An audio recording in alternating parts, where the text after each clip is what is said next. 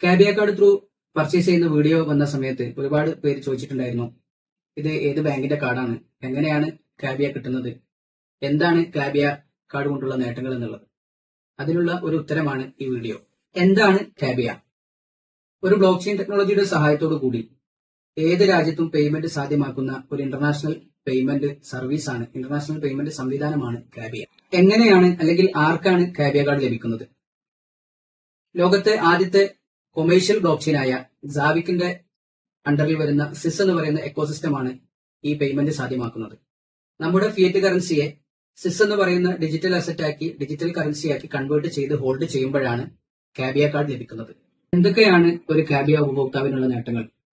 Convert ചെയ്ത് hold ചെയ്തുകൊണ്ടിരിക്കുന്ന digital അസറ്റിനെ, digital കറൻസിയെ ഓരോ വർഷത്തിലും മൾട്ടിപ്പിൾ ചെയ്തുകൊണ്ട് ക്യാഷ് ഔട്ട് ചെയ്യാം.